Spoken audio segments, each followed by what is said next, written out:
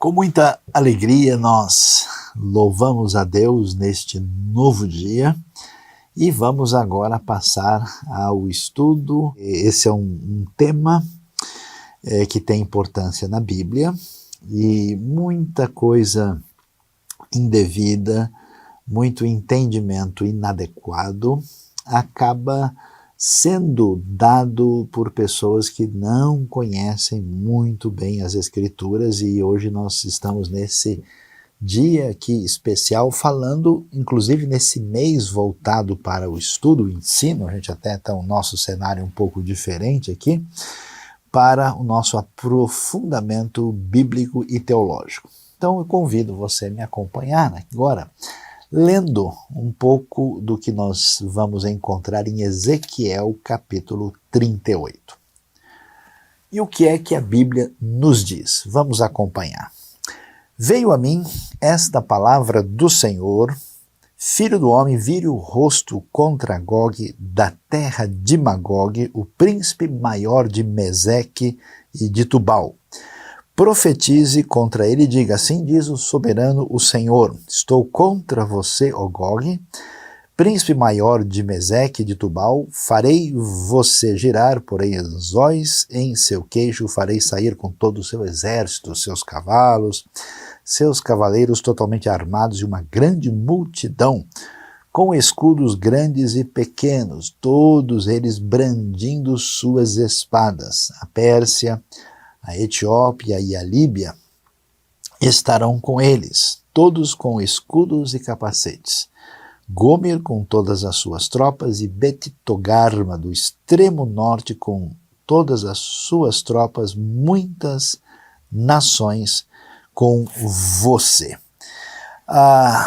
O texto bíblico nos fala a respeito dessas duas referências, Gog e Magog, que, olhando inclusive para o capítulo como um todo, nós vamos encontrar uma espécie de ataque deles contra Israel.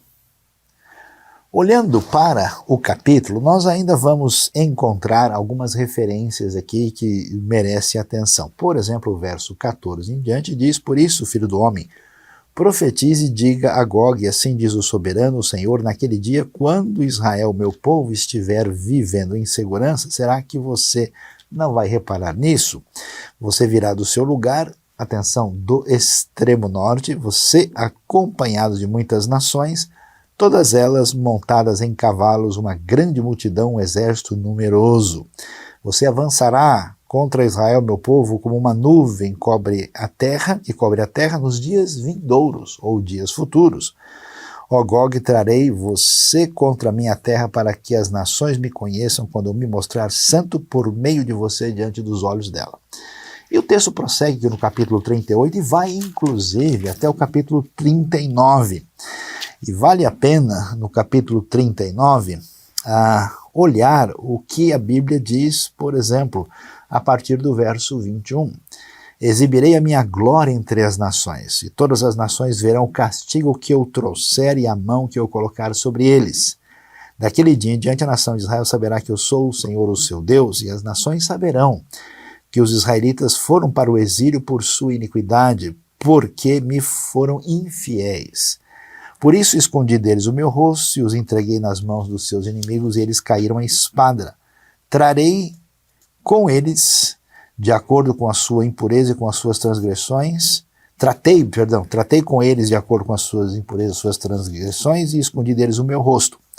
Por isso assim diz o soberano Senhor: agora trarei Jacó de volta do cativeiro e terei compaixão de toda a nação de Israel.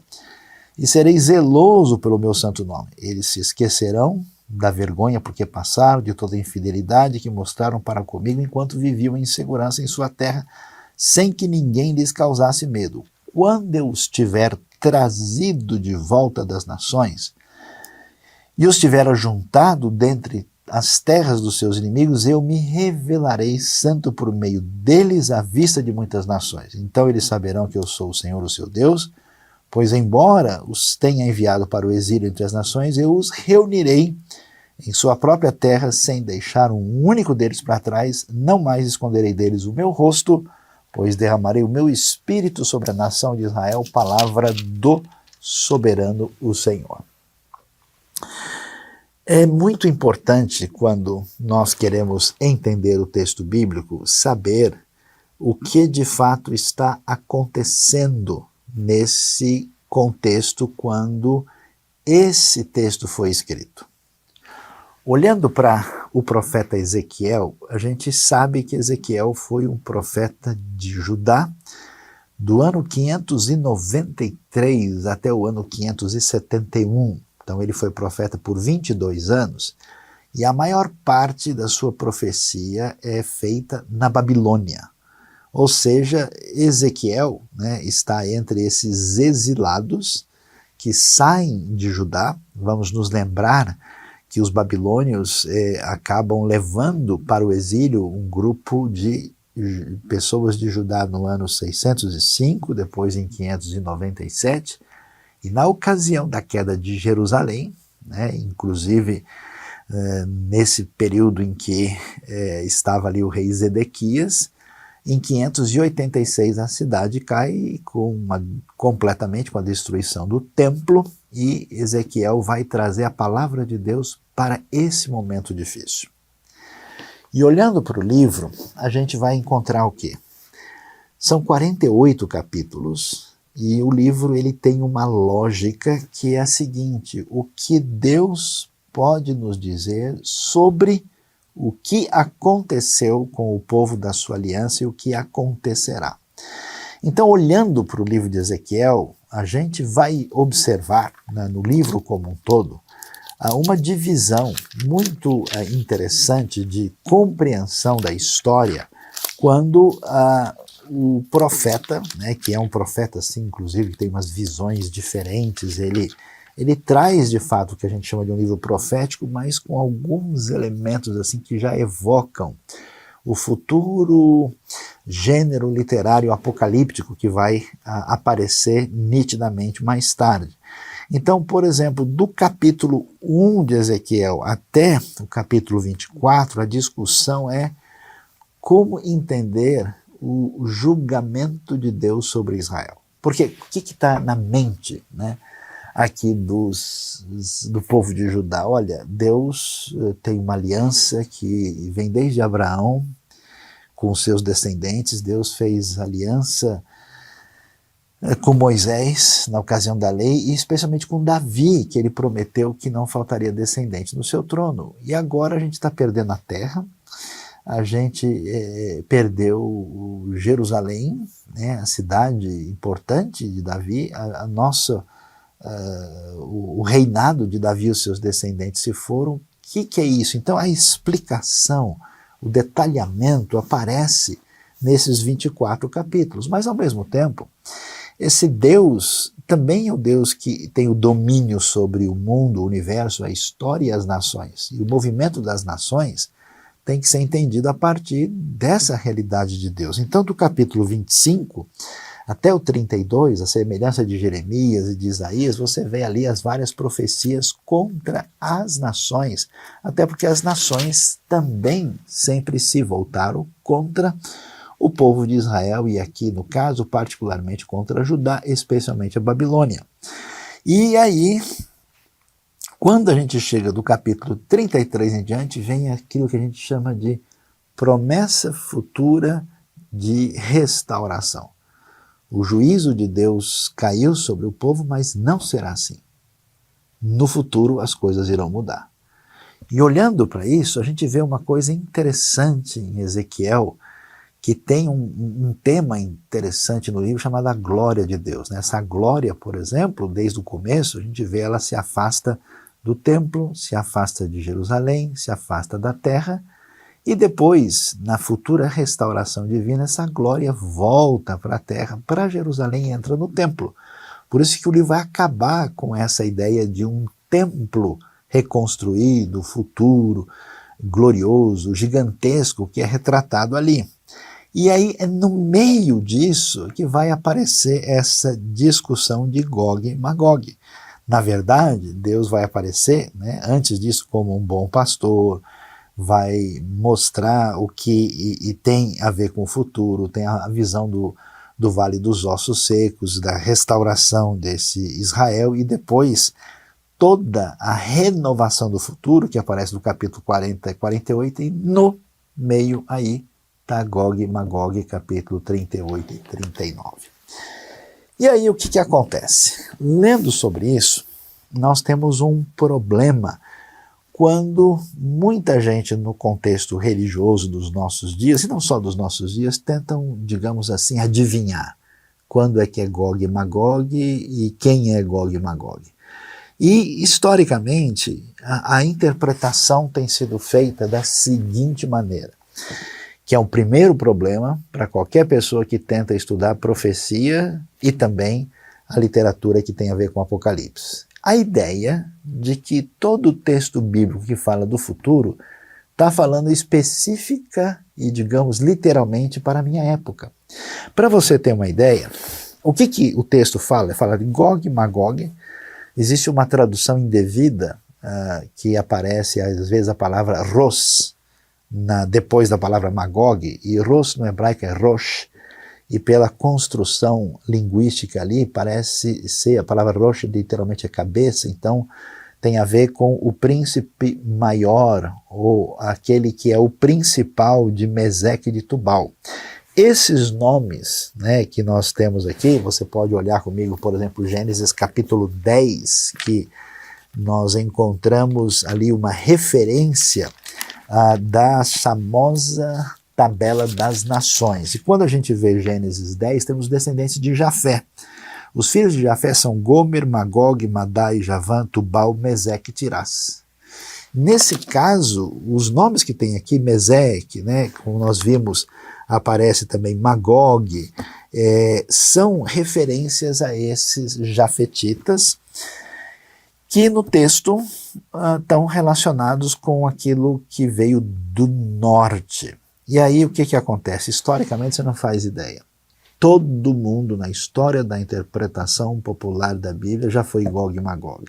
Teve gente que relacionou, por exemplo, com Alexandre o Grande, teve gente que falou que eram os mongóis, teve gente que estabeleceu relação com tribos de origem turca que vieram para a terra, ou seja, nós temos inúmeros candidatos em gerações passadas que foram vistos como um inimigo ameaçador e que na hora o pessoal diz, está vendo?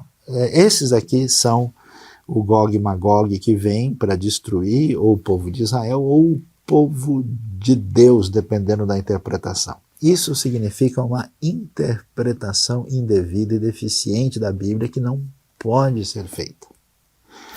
Além disso, existe um costume equivocado das pessoas fazerem uma interpretação, vamos dizer, de profecias e apocalíptica a partir de referências geográficas. O que significa isso? Que a pessoa olha ali o texto e ele tenta localizar isso no mapa, e hoje ele olha no mapa e tenta achar quem é que está morando ali. E aí coloca no grupo que mora ali a referência da profecia. Veja, por exemplo, como é curioso que Gog e Magog no texto tem como aliados a Pérsia, a Etiópia e a Líbia. Né? Então o que o pessoal faz? Faz realmente uma vitamina mista indigesta para interpretar o texto. Por exemplo, a Bíblia fala sobre a Síria, mas a Síria dos tempos bíblicos não tem nada a ver com a Síria de hoje. Os antigos sírios que viviam ali eram os arameus. E hoje a Síria é um país árabe, não tem nada a ver. Né? Quando você vai, por exemplo, para olhar a realidade de Gaza ou da Palestina, quem estava em Gaza antes eram os filisteus. Os filisteus são aparentados dos gregos. E os palestinos e os habitantes de Gaza, eles são árabes, não tem nada a ver com isso. Então, a região da Anatólia, atual Turquia, era habitada no tempo antigo pelos hititas, que são um povo que desapareceu. Depois nós tivemos a presença de diversos povos ali, muitos, inclusive gregos, romanos. Hoje nós temos um povo de perfil que a gente chama túrquico, que veio da Ásia Central e nada tem a ver. Ou seja, essa interpretação de olhar para o mapa e tentar colocar ali, a partir de uma leitura imediata, ela é absolutamente falha. Em volta de Israel, por exemplo, do lado oriental, estavam os edomitas, os moabitas, os amonitas, que são povos extintos que não existem mais hoje. Então, nessa confusão, as pessoas acabam fazendo um caminho muito perigoso, que é, por exemplo, se eu tenho um inimigo, alguém de quem eu não gosto muito, e que eu começo a olhar no mapa e falo, olha, eu acho que o mal, que o anticristo, que as forças do Armagedon vêm dessa região. Quer ver só que coisa interessante? Eu tenho visto muitos livros produzidos na área de escatologia, livros populares, por exemplo, nos Estados Unidos, que é uma nação que historicamente, durante boa parte do nosso século, esteve numa relação de guerra fria com a Rússia. Boa parte desses livros diziam, e às vezes ainda dizem, que o mal, que o elemento do anticristo vem da Rússia, e até tentam relacionar Gog e Magog com a Rússia. Ao mesmo tempo, você vê alguns livros, por exemplo, produzidos na Europa, e até mesmo por pessoas do contexto árabe que saíram de um contexto de opressão de origem islâmica radical. Nesse ambiente sempre se diz, olha, como a Bíblia fala do Império Romano, a região geográfica onde o Império Romano dominava era exatamente onde estão os países islamizados, então o anticristo vai vir de lá. Eu vi livros escritos no Oriente por professores que vêm do extremo Oriente, da Ásia. Lá é mais fácil para eles achar que o anticristo vem do Ocidente, da União da Europa e dos Estados Unidos. Gente do contexto latino-americano, que tem uma teologia do tipo da libertação e de perfil, vamos dizer, de inspiração marxista, acha que o anticristo, o império do mal, vem da América do Norte, porque aí está a grande Babilônia comercial e o domínio do consumismo no mundo. E quanta gente do contexto brasileiro e latino-americano que teve a sua relação difícil com a tradição católica medieval e especialmente ibérica, entenderam que o anticristo é o Papa e as suas alianças decorrentes disso. Ou seja, não sei se você percebe que esse tipo de comportamento não é uma escatologia saudável, estudada, que vem do entendimento bíblico. É uma leitura apressada, que pega as notícias do jornal e vê aquilo que a gente enxerga com simpatia e antipatia e tenta colocar um quadro escatológico imediatista indevido. Isso não está certo. E eu tenho ficado preocupado, que muita gente tem me perguntado nos últimos dias, olha, professor, pastor, Saião, me ajude aqui, eu estou lendo isso, alguém me mandou aqui uma palavra, eu vi alguma coisa na internet, eu estou desesperado, eu estou achando que o apocalipse já começou. O que a gente precisa entender? Primeiro, a Bíblia fala da volta de Cristo e do desfecho da história como algo glorioso, uma vitória do povo de Deus, como algo que a gente, quando começar a acontecer, levante a cabeça e comemore, não é algo para ter medo e nem é algo para trazer qualquer desespero. Segundo, existe uma série de coisas, entre elas o Evangelho do Reino alcançando todas as nações e todas as tribos da terra que ainda estão por acontecer. E, além disso, na Bíblia não há nenhum sinal de que o mundo vai acabar numa guerra nuclear. Voltando para o texto bíblico, como é que a gente entende o que é de fato Gog e Magog? Veja bem, quando a gente estuda direitinho a geografia de Israel, a gente sabe, particularmente de Jerusalém, que tem uma coisa que é sempre dita na Bíblia e se entende a partir da geografia. O que é? Que o mal vem do norte. Mas por que o mal vem do norte? Porque todos que entram, invadem, conquistam a terra de Israel são aqueles que vêm do norte, até porque você não consegue entrar pelo sul de Jerusalém. por uma questão geográfica. Ali não é a maneira de atacar a cidade, vem mesmo quem viesse, o único pessoal que podia vir do sul, que no caso eram os egípcios, que subiriam pela Via Maris, ao entrar e chegar em Jerusalém, teriam que subir para entrar na cidade e atacar de cima. Agora, os babilônios, os assírios, os hititas, ou até mesmo os arameus, todos que invadiam sempre chegavam do norte, por isso aparece. Então, quando você vê que nós temos esses que são que vêm do extremo norte, conforme Ezequiel 38:15, acompanhado de muitas nações com um exército numeroso, isso está para quem é da época de Ezequiel muito claro, porque foi assim que os babilônios chegaram. Na cabeça deles é assim, onde é que está Deus e o seu poder, se os inimigos que vieram do norte entraram e agora nós estamos no cativeiro, e como fica o nosso futuro? No livro de Ezequiel isso está muito claro, de que isso tem relação com o que eles experimentaram. E aí Ezequiel diz, olha pessoal, existe uma ação poderosa e redentora do povo de Deus na história do seu povo, e apesar desse povo ter falhado, Deus não perdeu o controle da história. Isso significa que Deus sabe o que está acontecendo, que há razão nisso, e que os inimigos do povo de Deus serão julgados. E apesar de vocês terem falhado como vocês falharam, haverá redenção futura. Essa redenção, em parte, se cumpre no próprio retorno do povo quando volta para a terra de Judá.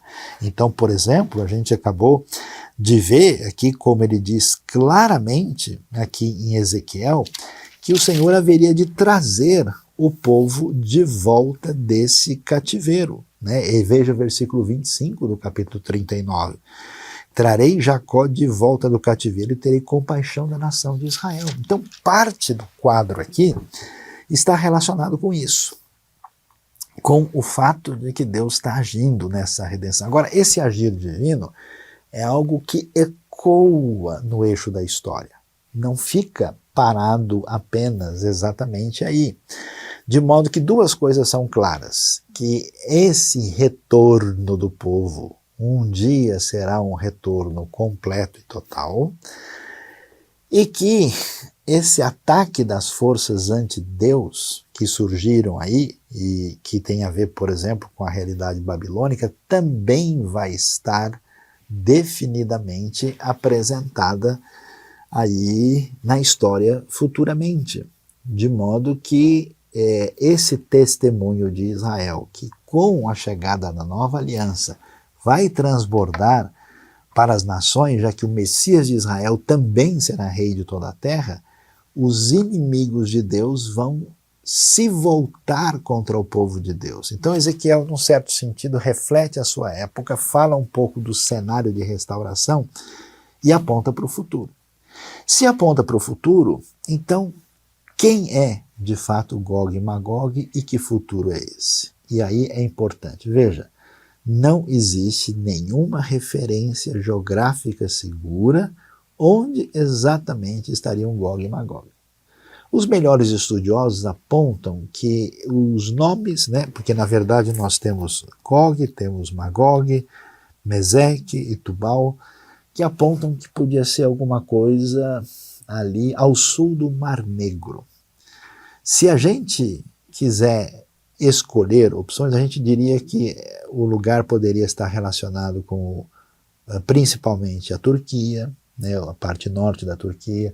Alguém poderia fazer uma força e colocar até na Ucrânia, ou até mesmo colocar na Rússia, ou talvez escolher uma das nações ali que são da região caucasiana, como a Armênia, ou como o Azerbaijão, ou como a Geórgia, ou até mesmo deslocar para uma outra área, um pouquinho do lado, caindo em outras áreas, como Síria, até puxando um pouquinho, chegando no Iraque, ou seja, não é essa a questão.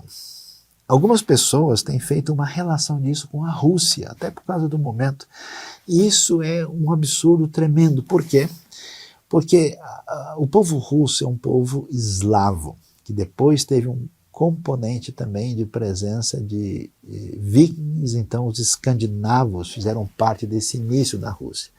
Esses eslavos vêm da região da Europa Central e Oriental, e eles só começam, de fato, a ter uma espécie de identidade depois da época de Cristo, ou seja, quase 1000 anos depois da época de Ezequiel. Na época de Ezequiel nem existe povo eslavo, ninguém faz ideia o que é isso. Esses eslavos vão ser evangelizados aí já na Idade Média avançada, quando aí por volta do século X eles vão receber o cristianismo, né, através do rei, na época do rei Vladimir I, e pela evangelização de cristãos de fala grega, que inclusive pegaram o alfabeto grego e fizeram o alfabeto cirílico, que é hoje usado na língua russa, na língua ucraniana e em outras línguas eslavas. Os dois monges famosos, Metódio e Cirilo, fizeram parte dessa história, então nada, mas nada a ver. Fazer associação de Mesec com Moscou, são coisas assim que deixa a gente que se aprofunda no estudo bíblico assim, assustado. De fato, já estou grogue de ouvir falar de Gog e Magog. Então, pastor, professor, Saião, o que é então Gog e Magog? Vamos dar uma olhada? Quando você olha aqui no texto, veja o versículo, por exemplo, 16 do capítulo 38. Nos dias vindouros, ó Gog, trarei você contra a minha terra para que as nações me conheçam quando me mostrar santo. Então veja que isso tem a ver com as nações. Deus vai se mostrar. E no verso 15, você acompanhado de muitas nações. Vale a pena observar que essa referência não está só em Ezequiel. Sabe onde ela vai aparecer de novo? No livro do Apocalipse. Então vamos lá. Vamos dar uma olhada em Apocalipse capítulo 20. O capítulo 20, no verso 7 em diante, diz o texto: quando terminarem os 1000 anos, quer dizer, para quem tem um enfoque pré-milenista, então isso viria depois, ou seja, os ditos pré-milenistas mais literais nunca poderiam associar o que acontece isso, a não ser depois do milênio, se quiserem ser coerentes com a leitura. Satanás será solto da sua prisão e sairá para enganar as nações que estão nos 4 cantos, as nações que estão nos 4 cantos da terra, vírgula, Gog e Magog, a fim de reuni-las para a batalha. O seu número é como a areia do mar. As nações marcharam por toda a superfície da terra e cercaram o acampamento dos santos, a cidade amada, mas um fogo desceu do céu e as devorou. Então veja só, Gog e Magog não tem a intenção de ser uma referência de um grupo específico, de uma nação, de uma localidade geográfica. Aqui, as forças do mal, as forças que têm a ver com essa atitude do anticristo contra o reino de Deus, são chamadas, literalmente no Apocalipse, Gog e Magog são chamados uma frase explicativa em relação às nações que vêm dos 4 cantos da terra. Por isso, a gente precisa entender que, de fato, a luta do bem contra o mal prossegue na história. A luta daqueles que estão em aliança com Deus, com aqueles que se envolvem nessa situação de ruptura e posicionamento contra Deus, é que essa batalha ela vai se acirrar e vai piorar no eixo da história até uma batalha final onde haverá a vitória definitiva do bem contra o mal. O propósito desses textos, até por causa do tipo de literatura, de alguns elementos que são simbólicos, não é fazer uma leitura literal, muito menos imediatista, muito menos motivada por circunstâncias que recebem o holofote da mídia em geral. Esse é um comportamento indevido, e qual que é o problema? É que, infelizmente, muitas pessoas são abaladas por isso. Diante desse cenário, você precisa acalmar o seu coração. Deixar de simplesmente querer que alguém levante e mostre um versículo para você que tem a ver com a última notícia que saiu divulgada por aí. Você precisa fazer um estudo bíblico sistemático um estudo bíblico aprofundado, quero recomendar no nosso próprio canal da IBNU, você tem ali um pequeno curso sobre a interpretação da Bíblia, sobre hermenêutica, que o nosso professor, querido professor Dilean Mello, apresenta. Você tem um curso de geografia bíblica para entender os cenários que você tem com o professor Jonathan Hübner. Você tem aí material disponível dos diversos professores que têm a intenção de trazer um estudo mais claro, mais objetivo, adequado, saudável para o entendimento adequado das Escrituras. Porque senão a gente entra em pânico com uma série de coisas que não fazem o mínimo sentido e que não tem nada a ver com a proposta das Escrituras. Diante desse cenário, o que a gente pode entender e como que a gente faz o desfecho?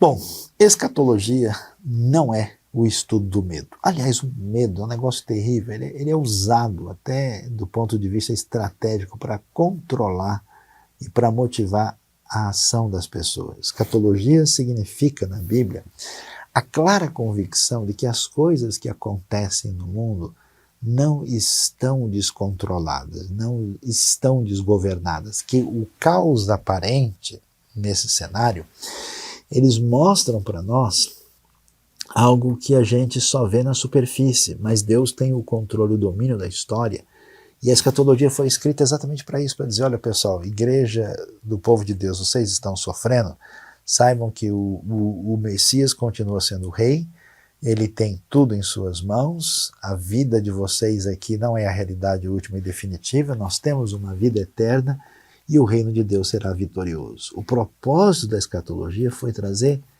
esperança e uma compreensão, uma leitura a partir da direção de Deus além dos fenômenos imediatos. Então você precisa redefinir isso. Segundo, quando a gente pega textos proféticos, e especialmente textos apocalípticos, eles são escritos por definição em linguagem simbólica, numa linguagem que tinha um propósito de trazer o impacto dessa realidade do futuro poder dominador e vencedor de Deus contra o mal, e isso aparece nessa linguagem rica e marcada por tantas assim, tantos simbolismos vivos. E esse simbolismo não pode ser entendido assim na base da boa vontade. Eles fazem parte de um contexto, de uma época histórica, de um pano de fundo hebraico. O Apocalipse tem relação com Gênesis, com Êxodo. A pessoa não pode ler e achar ou sentir que é isso, que é aquilo. Ele precisa perceber isso. E, finalmente, a gente percebe o entendimento desse texto a partir do que ele mesmo diz. Você viu? Está aí no Apocalipse. Gog e Magog são as nações da terra e não um povo específico. Não é os Estados Unidos, não é a Argentina, não é a Rússia, não é a China, não é o Irã, não é a Inglaterra, não é a Mongólia, não é o Egito. A gente precisa prestar atenção no próprio texto, que às vezes traz uma diretriz muito nítida do que ele está dizendo. E finalmente a gente precisa descobrir qual foi a intenção desse texto. O povo estava desesperado sem entender como é que aconteceu o que aconteceu. Deus traz a explicação para eles, mostra a razão do juízo divino que caiu sobre Judá, mostra para eles que ele está tratando com as nações e mostram que esse padrão, que é interessante isso, você vê, né? O Egito, você vê a Babilônia, você vê o Império Romano. Ou seja, a questão não é se é Egito, a questão não é Babilônia, a questão é que quando o ser humano reúne poder, se torna dominador e se esquece de Deus, esse ajuntamento de qualquer tipo ou qualquer origem que a gente possa dizer, que não dá a Deus a sua devida glória e marca a sua realidade pelo seu domínio, poder, e começa a agir de uma maneira a fugir das diretrizes de Deus, esse poderio se torna uma força que se alia com aquilo que tem a ver com o anticristo. Então, no futuro escatológico, não é uma nação boazinha, outra nação malvada simplesmente. As indicações é que dos 4 cantos da terra, nós vamos ter um mundo unido contra Deus. Nós vamos ter uma comunidade de seguidores de Jesus, que são fiéis, que estão em aliança com a sua palavra, que estão comprometidos com o que nós temos no amor a Deus, ao próximo, com a mudança de vida. Essas pessoas vão sofrer perseguição de religiosos dos seus próprios grupos, vão sofrer perseguição e antagonismo de pessoas do ambiente religioso geral, vão sofrer problemas de ordem político, de tudo quanto é lugar numa espécie de confronto final entre aquilo que se inspira naquele que é o Senhor Cristo e aquele que tem a ver com as forças do anticristo. Num certo sentido, essa realidade já existe hoje. Existe um espírito do mundo, o espírito do anticristo, que se volta contra tudo aquilo que tem a ver com os ensinos e com os valores do Evangelho. Mas isso se acentua no final dos tempos, mas se acentua para um clímax final. Assim como na queda de Judá abre-se um caminho de esperança e de realização futura, quando a glória de Deus volta e abençoa a terra e traz de volta o seu povo e restaura, da mesma maneira Deus certamente prepara a sua grande vitória, que vai envolver a restauração do povo judeu da primeira aliança, que vai envolver a ação de Deus na história da igreja, para que no final, de maneira triunfante, o povo de Deus, judeus e gentios, no corpo do Messias, certamente estarão reinando e entrando no estado eterno depois para a glória de Deus. Portanto, não fique alarmado, não fique assustado. É necessário que o livro de Deus seja devidamente estudado. E o que a gente pode dizer, né, que eu não sei se eu falo isso até de maneira dolorida, com brincadeira, mas é verdade, chega de profecia mal interpretada, chega de descaminho de interpretação e de hermenêutica, chega de exploração popular com coisa que não tem lugar, porque, de fato, eu fiquei até grogue de tanto ouvir falar de Gog e Magog. Acompanhe a IBNU, foque na palavra de Deus, estude a Bíblia com seriedade, porque ninguém pode combater aquilo que é interpretado corretamente com base na verdade. Que Deus abençoe a sua vida e abençoe o seu coração nesse dia.